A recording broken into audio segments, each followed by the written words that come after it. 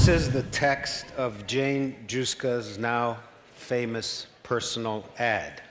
Before I turn 67, next March, I would like to have a lot of sex with the man I like. If you want to talk first, trollop works for me. She got 63 replies and was often running on an adventure that ended up as the amazing Confessions of a Round-Heeled Woman. And I think what stunned people was not only the fact that here was a woman who admitted to liking and wanting sex, but that she was a girl d'un certain âge, a girl of a certain age. Jane, I'm so glad to meet you. Thank you. I'm going to take you through my clinical trials of doing an experiment that I learned all this this week. So now I understand that I had an elegant experiment going. On the one hand, I had 30 years of celibacy, and then you have a lot of sex in a pretty short time. So the question was, is it true that people like stars become more sedate as they age? All I knew was that I wanted to have a lot of sex with a man I liked. And so I went to the movie. Well, I go to the movies a lot. I did then, and I still do. And I saw a film called Autumn Tale. And in Autumn Tale, there is a woman who places an ad in the local paper. It's a personal ad, and I walked out of the movie and I thought, I could do that. And by the time I got home, I knew where I would put it and what it would say. I would put it in the New York Review of Books, because I figured that the New York Review of Books would take care of some of the stranger responses that I might receive.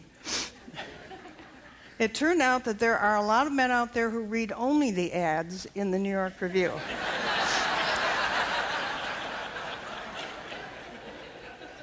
The last part of the ad, which is, if you want to talk first, trollop works for me. There were a lot of people who didn't know that when you put an E on the end of trollop, you're referring to the writer. So there were those two. I did get 63 responses, and I made 3 piles, a yes, a no, and a maybe. In the no pile, there were letters. Well, this is one, a really long and really filthy poem about how sex with old people made him sick, but he was willing to try it if I would. The rest of the poem is bad, really bad. There's no. Well, I mean, the rhyme scheme was off. It didn't scan. Andy included a fully frontally nude photograph of himself, which I still have. And no, actually, I don't really still have. Well, though. Anyway. That was a no. In the maybe pile, there were letters that were wonderfully. I taught English for 40 years, so I am kind of conscious. I'm very conscious of letter writing and language and that sort of thing. Wonderfully well-written letters, but sometimes they were for married men who claim not to have sex with their wives. I can't tell you how many men there are out there who claim that. But they were willing to take a chance with me. But they were maybe because they were really interesting people. So the other thing is they lived in places I didn't want to go. I wanted to go to New York. So the yes pile was from people from the West Coast. I only got one letter from a West Coast person because the ad, the New York Review of Book ad, is very expensive. When I did it, it was $3.75 a word. So I went to the library with my calculator, and I figured if I said that ad, and then I said San Francisco Bay Area, 375 times. So I got it to its essence. And of course, it is the best piece of writing I've ever done.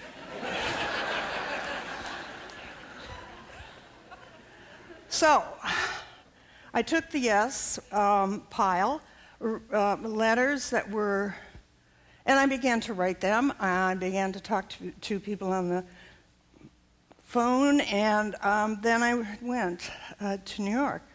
But I had this question. A couple things happened first. One question was, is what I'm about to do going to hurt other people? And the answer is, not if they don't know about it. So I did all this in secrecy. But the other thing is, there are no rules. Menopausal women, postmenopausal women, no rules. Now, there's a wonderful freedom in that.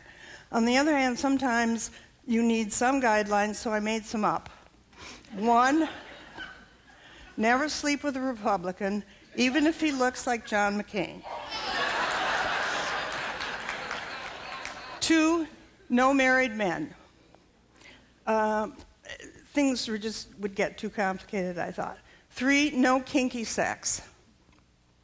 And I wasn't quite sure what that was.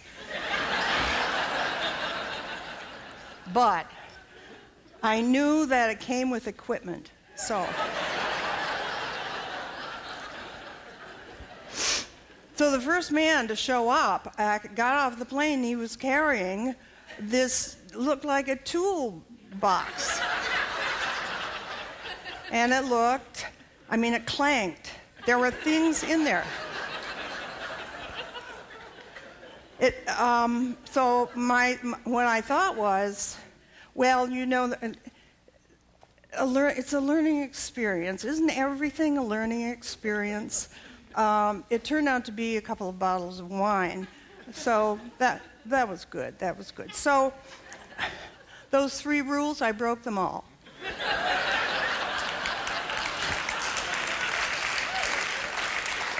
I didn't know this at the time, but I made up those rules, which I broke, but I broke other rules that I was not aware of. They're called taboos. One was a taboo against someone my age having sex at all. It's okay, but isn't that really kind of yucky? That kind of, my niece. 2, having multiple partners. Slut. By then I was 68, and I thought, geez, I'm a slut. That's not bad. That's pretty good.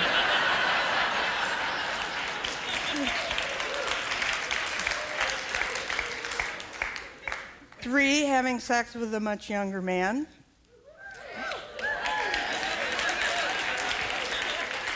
Which I recommend. And then the 4th one was writing about it. Oh my. That's what got me here, because I wrote about it. And it was called A Round-Heeled Woman. And then all kinds of things began to happen. I did enlist my phone number, but what people did was go to the library and look in old phone books. One man called up from somewhere in Ohio and called me all kinds of names. Now, rather than just hang up, I just had my pad and pencil, and I just wrote down everything, because you never know what you're going to use. So he's the first page in my second book. I taught English, as I say, for 40 years, and for the first 20, I never wrote a word. My son, early on, was difficult. He was so difficult that a friend of mine said, why don't you get a little book, and why don't you write down some of the things you're feeling? It might take some of the pressure off. And so I did. I got a little book. It was beautiful. I still have it. And I opened it, and I wrote, in the midst of the sentence, I heard a voice, what if Jane Austen saw this?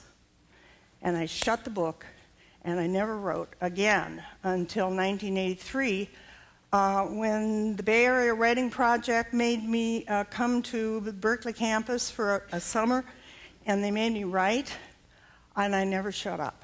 So I wrote and I wrote and I wrote, I was never without this. I went back into my high school classroom, and I wrote with the kids. I wrote about the kids. I wrote for the kids, and they all wrote with me. And I would sometimes read to them what I had written about them, and I had no behavior problems.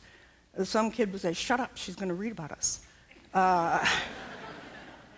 Eventually, it got to the point where a kid would say, "Are you going to write down what I just said?"